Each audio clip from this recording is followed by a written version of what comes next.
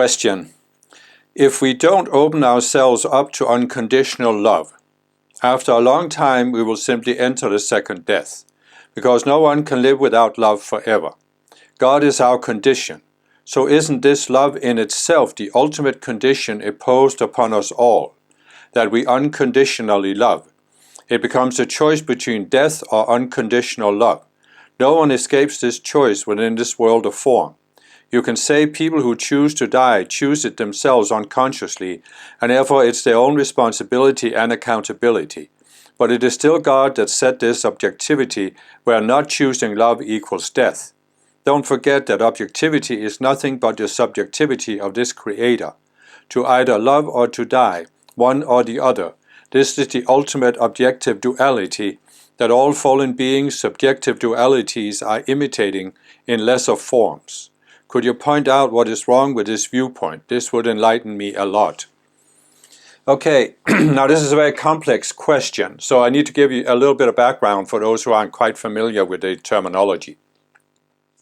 I explained in my video about how the world was created, that our sphere, the world of form that we are in, that we perceive with our senses, is an unascended sphere, which means it hasn't become permanent. There are other spheres that have ascended and have become permanent.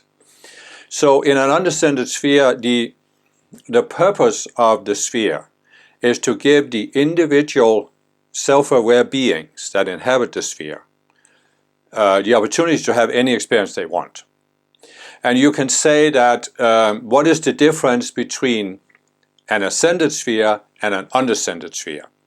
Well, the difference is that in an unascended sphere, you can choose to go into what I call the illusion that you are a separate being. In other words, you can go into a sense of identity that I'm a separate being and I can do whatever I want regardless of how this affects others. In an ascended sphere, all of the beings who have ascended, they have looked at this option. They have experimented with this option of going into separation by using the duality consciousness, and they have had enough of it. So they have voluntarily chosen to leave that option behind, and that's how you ascend. So what the law of free will says is that a being can choose to go into separation and have the experiences you can have in separation as a separate being, where, for example, you can experience being a dictator, or you can experience being a warrior who kills other people. You don't care about the effects this has on the whole, because you see yourself as separated from the whole. So you can have these experiences, but you can't have them for an unlimited period of time, because everything in an unascended sphere is subject to time. So what the question is talking about is unconditional love. And in a sense, you could say that, as the questioner says, love in itself, isn't that the ultimate condition imposed upon us? Because if we don't accept unconditional love, we will eventually die. And so the reality there is that if a life stream, a being, chooses separation and continues choosing separation for a very long time, it can come to a point where the opportunity runs out. And that being, that conscious you, as I call it, will be dissolved, but the higher self that sent the conscious you won't be dissolved. So the higher self still has a positive experience from everything that the conscious you chooses. Perhaps I should just explain very briefly that we are not independent beings. The core of your identity is what I call the conscious you, which is beyond the outer personality. But this conscious you is an extension of your higher self, your I am presence. And the I am presence is residing in the spiritual realm. It isn't changed or altered or destroyed or distorted by anything that happens in this world. Neither is, for that matter, the conscious you. It's only the outer personality that's affected. So the I am presence is having positive learning experiences from everything that the conscious you chooses to do, even going into separation. But there can come a point where the I am presence make the choice, I can I've had enough of this, I want to ascend, and therefore I'm withdrawing the conscious you.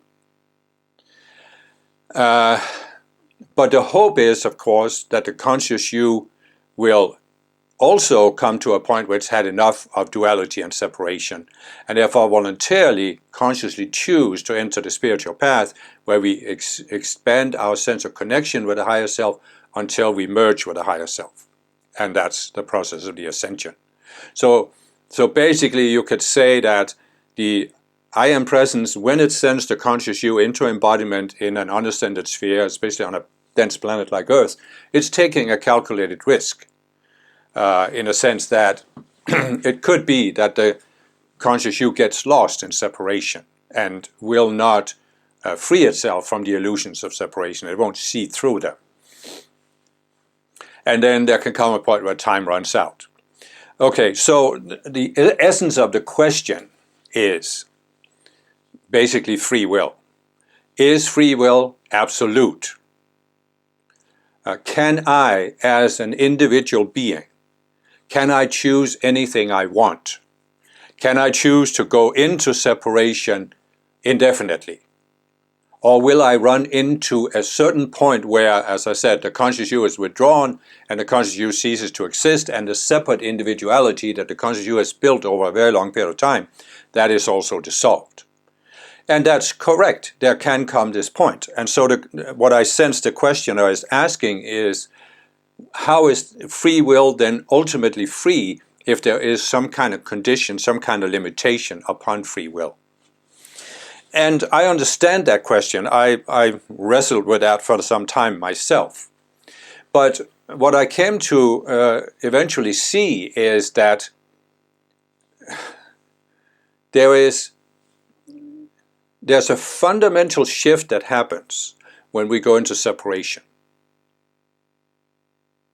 Because we lose a certain perspective. So in other words, there is the perspective that the Creator has and that you have from the ascended realm.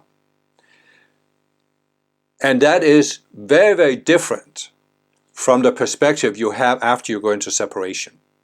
Because in separation, you cannot see the underlying wonders. So in a sense, you could say that, the questioner says, what is wrong with this viewpoint? Well, it's not necessarily there's anything wrong with it, but it is asked from the perspective of a separate being that sees itself as separate and says, if free will really is free, I as a separate individual should be allowed to do anything I want for as long as I want. There shouldn't be any limitations on free will. And what I realized after wrestling with this question is that this only seems valid from the perspective of the separate mind. Because when you look at the bigger perspective, you see that free will is free. But nothing in the world of form is unrestricted or unlimited.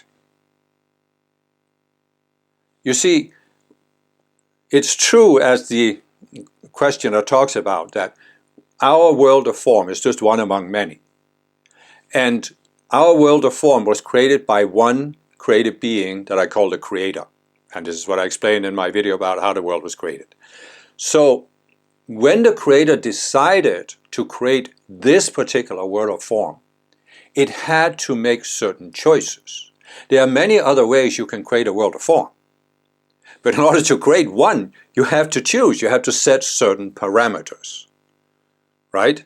And so, right there, you are setting, the Creator sets certain parameters.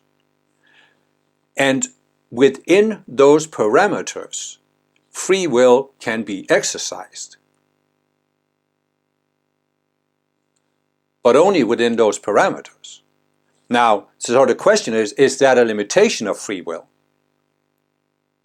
Well,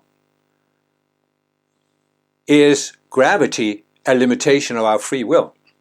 You could say, I can't choose to fly through the air. So gravity is limiting my free will. On the other hand, if there wasn't gravity, would our bodies be able to walk the earth, or would they float off into space? Would there be an atmosphere so our bodies could breathe oxygen? You see what I'm saying? You have to define parameters in order to create a world of form. And they are not limitations on free will. They are just the parameters within which free will can be exercised. Because there has to be choices. I've used this example before. You're walking down a road, the road splits into two.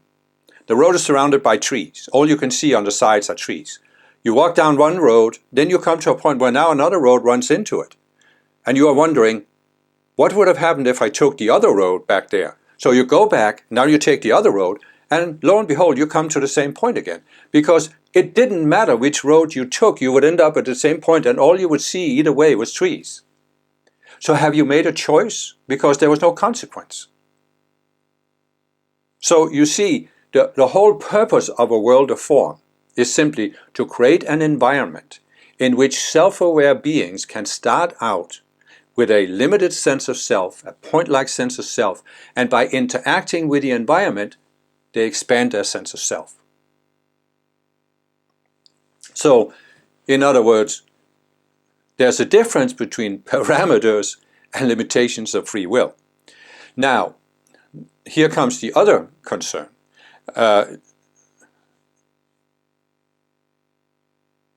If you go into separation,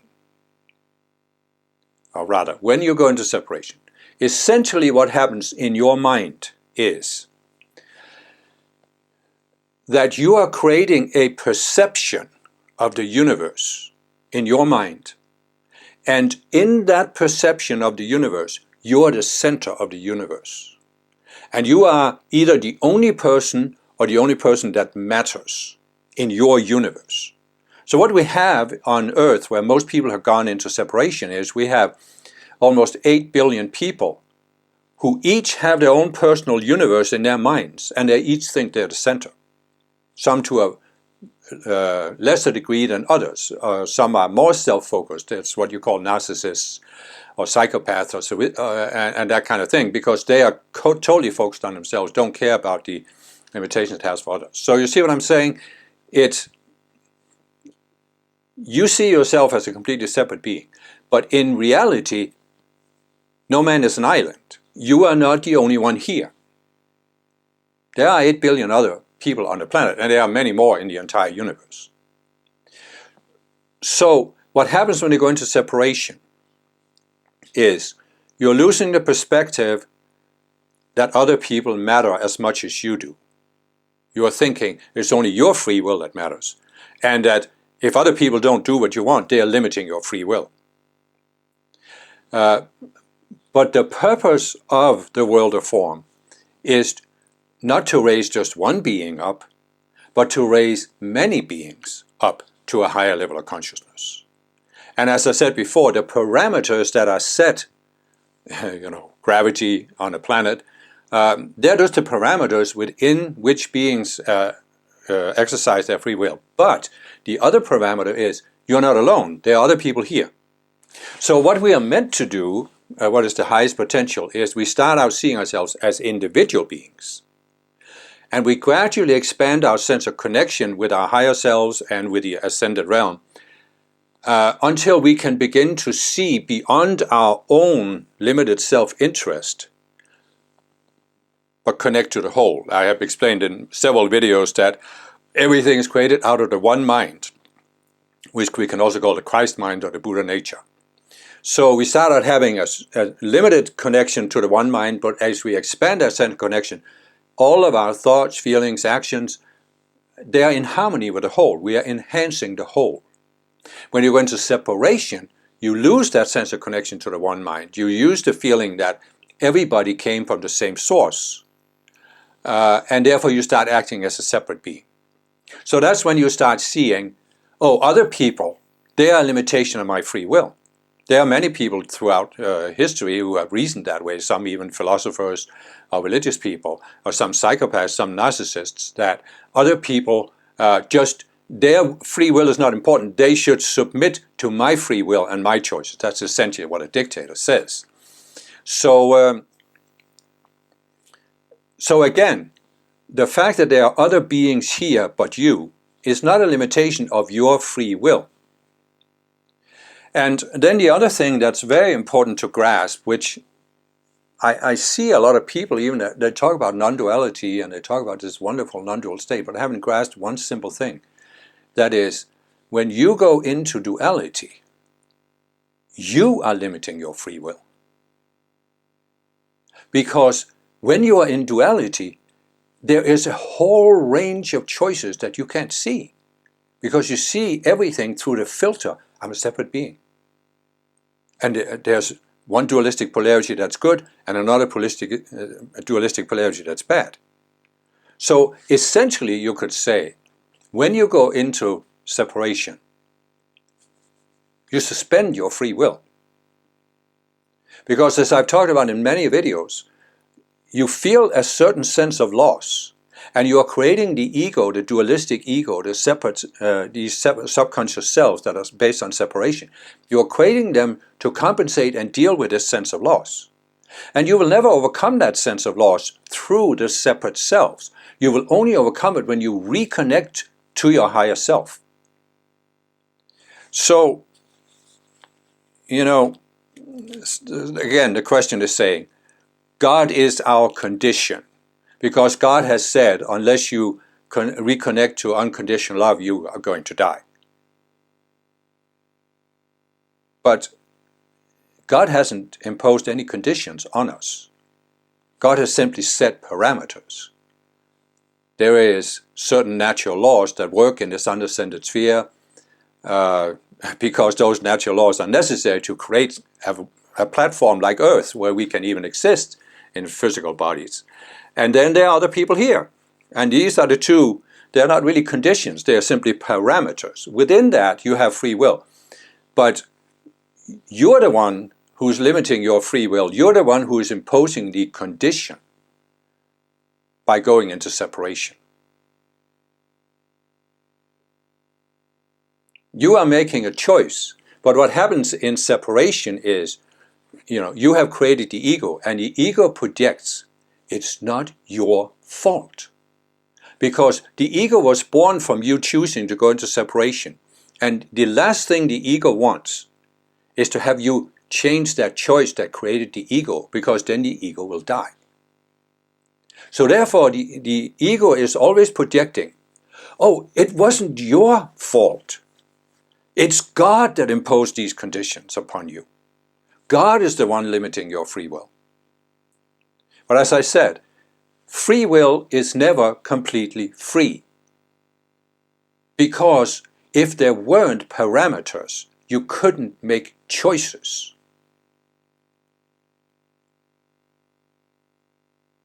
See, you are standing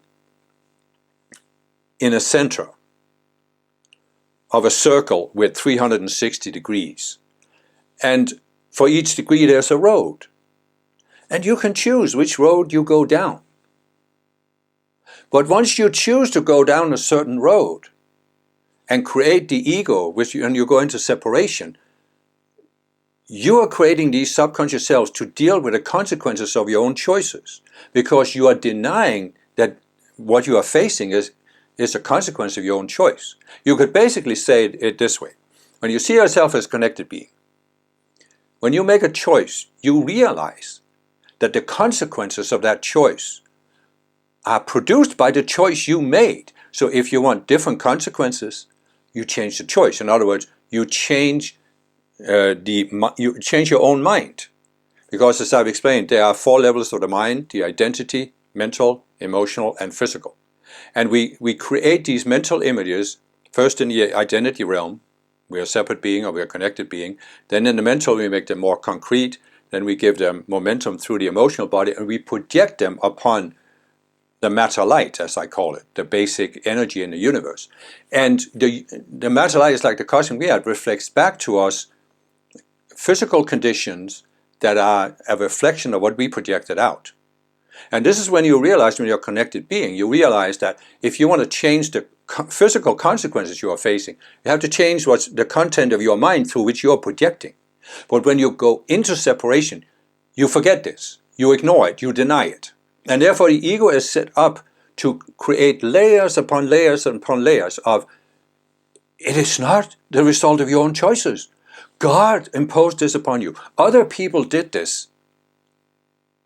And that's why, you are allowed to go into separation, to have that experience, until you have hopefully had enough of it. But if you don't get enough of it, it's almost like, because your denial becomes deeper and deeper and deeper, there comes a point where it's just pointless to go any deeper into denial. And that's why your I am present can say, okay, I'm recalling the conscious you. The conscious you will always get one more opportunity, because the Ascended Masters will confront it, as I also explained in my video about how the world was created, and you'll get a last chance to change and start the upward path. But some don't want to do it. And then that's okay. But again, projecting that this is the limitation of your free will, it's just a misunderstanding of how free will actually works itself out. It's an understandable misunderstanding, especially with all of the very confusing teachings about free will that are out there in the world. Quite frankly, I read quite a lot of philosophy in my life, and there's so much confusion about free will. It was only Ascended Master teachings that gave me the understanding and helped me to sort this out. So it's a very understandable question. It's just that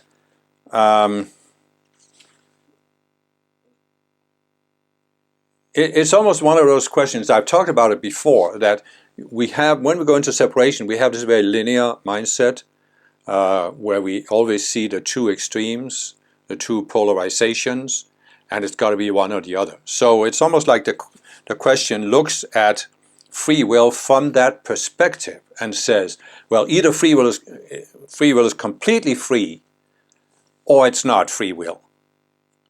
But when you reconnect to the one mind and you expand your connection to the one mind, it's not that the question is really answered, it just fades away. It's not important anymore.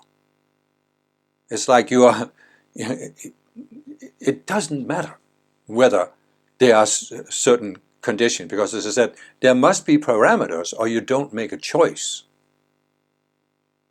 If a choice has no consequences, you haven't made a choice. And if there are no parameters that give you consequences of your choices, then you don't have free will.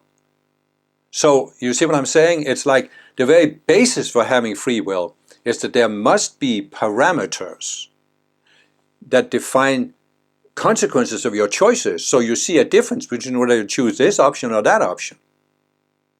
But now the linear mind turns that on its head and says, but the fact that there are parameters that allows me to choose this option or that option, that's a limitation of my free will. But how would you exercise your free will if there weren't parameters? If it didn't make a difference whether you did this or that, how would you exercise your free will? So it's again this, the linear mind takes the word free and says, that means I can do anything I want. It's just not realistic, right? It's a, I don't know what to call it. It's just a limited perspective, because freedom doesn't mean that you can do anything you want. It's just not, it's not actually freedom.